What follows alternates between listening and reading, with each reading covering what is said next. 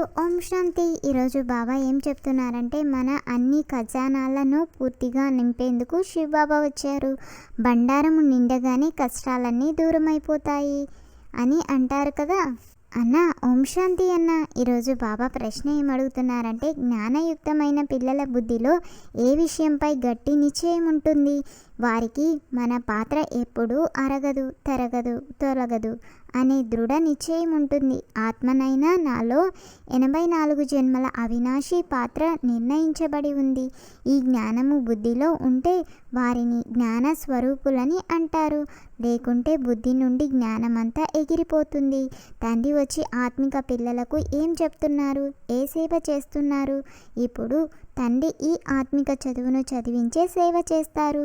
తండ్రి పాత్ర టీచరు పాత్ర మరియు గురువు పాత్ర కూడా ఉందని మనకు తెలుసు. 3 పాత్రలను చాలా బాగా అభినయిస్తున్నారు. వారు అందరికీ తండ్రే కాక సద్గతిని ఇచ్చే గురువు కూడా అయ్యారు అని ఇప్పుడు మనకు తెలుసు.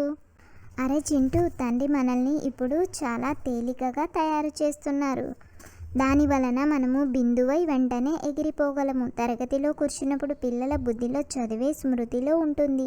అలాగే మనకు ఈ చదువు గుర్తుండాలి. ఇప్పుడు మనం సంగమ యుగంలో ఉన్నాము. మళ్ళీ ఇదే విధంగా చక్రంలో తిరుగుతాము. ఈ చక్రము సదా బుద్ధిలో తిరుగుతూ ఉండాలి. ఈ చక్రము మొదలైన వాటి జ్ఞానము బ్రాహ్మణులైన మన వద్ద మాత్రమే ఉంది. శూద్రులకు కానీ దేవతలకు కానీ ఈ జ్ఞానము లేదు. భక్తి మార్గంలో తయారు చేసిన చిత్రంలో లోపాలు ఉన్నాయని ఇప్పుడు మనకు తెలుసు. మన వద్ద ఉండే చిత్రాలు కూడా ఖచ్చితమైనవని. ఎందుకంటే మనము సరిగ్గా తయారవుతున్నాము. ఇప్పుడు మనకు జ్ఞానము లభించింది. అందువలన మనము ఇప్పుడు భక్తి అంటే ఏమో, జ్ఞానము అంటే ఏమో తెలుసు. జ్ఞానాన్ని ఇచ్చే తండ్రి జ్ఞానసాగరులు ఇప్పుడే లభించారు. పాఠశాలలో చదువుతున్నప్పుడు లక్ష్యము గురించి తెలుస్తుంది కదా. భక్తి మార్గంలో లక్ష్యం ఉండదు. మనము శ్రేష్టమైన దేవీ దేవతలుగా ఉండేవారము. తర్వాత పతితంగా అయ్యామని ఇప్పుడు మనకు తెలియదు. ఇప్పుడు బ్రాహ్మణులుగా అయ్యాము. మనకిప్పుడు అన్ని విషయాలు తెలుసు.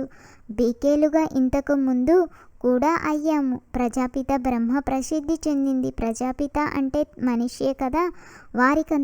వారికి ఇంత మంచి పిల్లలుగా ఉన్నారంటే తప్పకుండా దత్తు పిల్లలే అని అర్థం కదా.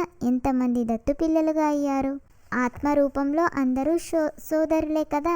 ఇప్పుడు బుద్ధి ఎంతో దూరాలకు వెళ్తుంది.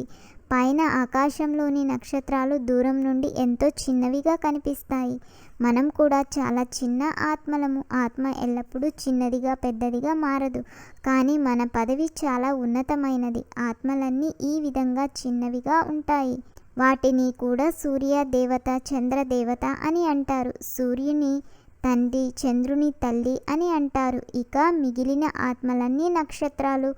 ఆత్మలన్నీ ఒకే రకంగా చిన్నవిగా ఉంటాయి. ఇక్కడకు వచ్చి పాత్రధారులుగా అవుతారు. మనము మాత్రమే దేవతలుగా అవుతాము.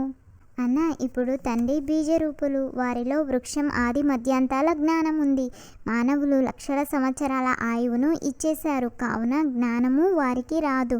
ఇప్పుడు మనకు సంగమ యుగంలో ఈ జ్ఞానమంతా లభిస్తూ ఉంది. తండ్రి ద్వారా మనం మొత్తం చక్ర జ్ఞానం అంతా తెలుసుకుంటాము.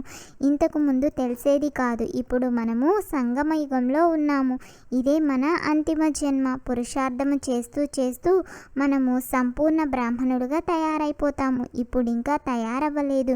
ఇప్పుడైతే మంచి పిల్లలు కూడా బ్రాహ్మణుల నుండి శూద్రులుగా అయిపోతారు. దానిని మాయతో ఓడిపోవడమని అంటారు.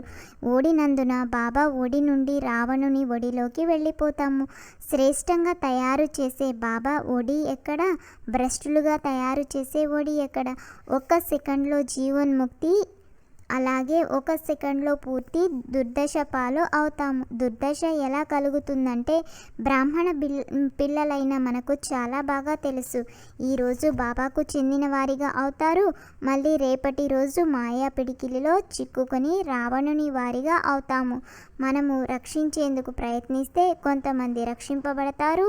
మునిగిపోతున్న వారిని చూస్తే రక్షించేందుకు ప్రయత్నం చేస్తూ ఉండండి. కానీ ఎన్నో సమస్యలు వస్తూ ఉంటాయి, గొడవలు జరుగుతాయి.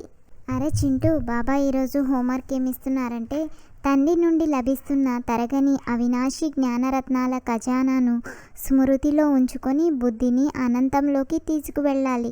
ఈ అనంతమైన నాటకంలో ఆత్మలు తమ తమ సింహాసనాలపై విరాజమానమై ఉన్నాయి. ఈ ప్రాకృతికాన్ని సాక్షిగా చూస్తూ ఉండాలి. సదా బుద్ధిలో మేము సంగమ యుగంలోని బ్రాహ్మణులము, మాకు శ్రేష్టమైన తండ్రి ఒడి లభించింది, రావణుని ఒడిలోకి వెళ్ళము అని గుర్తుండాలి. మునిగే వారిని రక్షించడం కూడా మన కర్తవ్యం. అన్న, బాబా ఈరోజు వరదానం ఏమిస్తున్నారంటే, వ్యర్థ సంకల్పాలనే పిల్లర్లను ఆధారంగా చేసుకునేందుకు బదులు సర్వ సంబంధాల అనుభవాన్ని పెంచుకునే సత్యమైన స్నేహి భవ. బలహీన సంకల్పాలను దృఢంగా చేసేందుకు మాయా చాలా రాయల్ పిల్లర్లను తగిలిస్తుంది. ఇలాగైతే జరుగుతూనే ఉంటుంది. పెద్ద పెద్ద వారు కూడా ఇలాగే చేస్తారు. ఇంకా ఎవరు సంపూర్ణంగా అయితే అవ్వలేదు. ఏదో ఒక బలహీనత తప్పకుండా ఉండనే ఉంటుంది.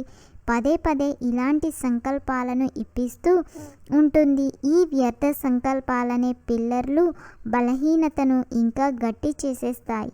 ఇప్పుడు ఇలాంటి పిల్లర్లను ఆధారంగా తీసుకునేందుకు బదులు సర్వ సంబంధాల యొక్క అనుభవాన్ని పెంచుకోవాలి. సాకార రూపంలో తోడును అనుభవం చేస్తూ సత్యమైన స్నేహిలుగా అవ్వాలి. సంతుష్టత అన్నిటికంటే గొప్ప గుణము. ఎవరైతే సదా సంతుష్టంగా ఉంటారో వారే ప్రభు ప్రియులు, లోక ప్రియులు మరియు స్వయం ప్రియులుగా కూడా అవుతారు అని బాబా స్లోగన్ ఇస్తున్నారు. ఈ అన్నదమ్ముల సంభాషణ మీకు కనుక నచ్చినట్లయితే లైక్ చేసి, షేర్ చేసి తప్పకుండా సబ్స్క్రైబ్ చేయండి.